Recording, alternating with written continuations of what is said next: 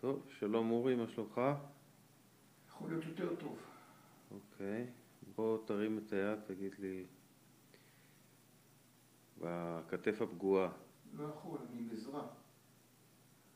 זאת אומרת... זה כואב, אני מבין, כן? מאוד. אוקיי. באיזה רמה זה כואב בין 0 ל-10?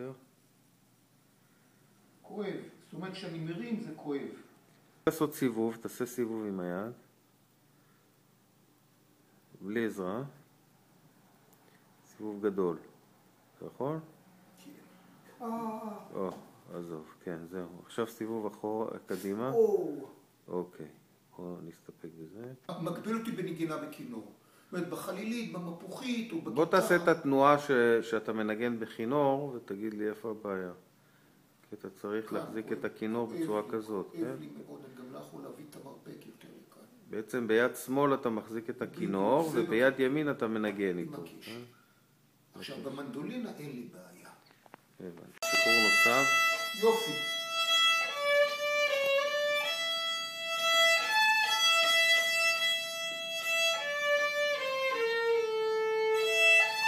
טוב מאוד.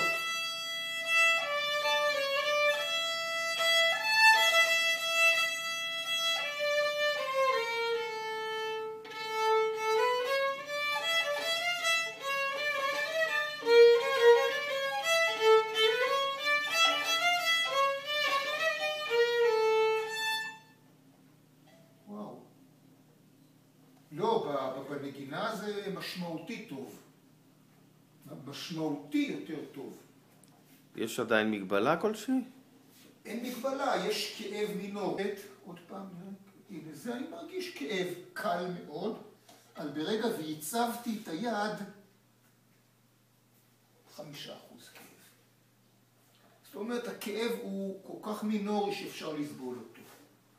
כלומר, זה לא ימנע ממני לנגן, למה אני לא ארתה לנגן, למה הכאב הוא כל כך קל שאפילו הייתי אומר אולי זה כאב נעים.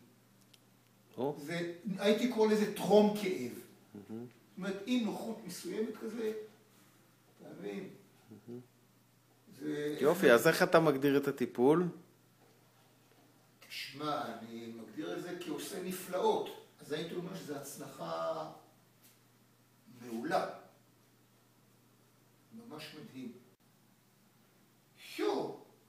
וואלה, אתה מצלם את זה, אתה מראה למטופלים, הם ירוצו אליך. תשמע, זה מדהים. תראה, אני לא יכול להגיד שאני לא מרגיש. בטווח 90 מעלות מרגיש משהו, אבל זה לא להאמין. נו, עכשיו איך אתה מגדיר את הטיפול? לא יאומן. פשוט לא יאומן.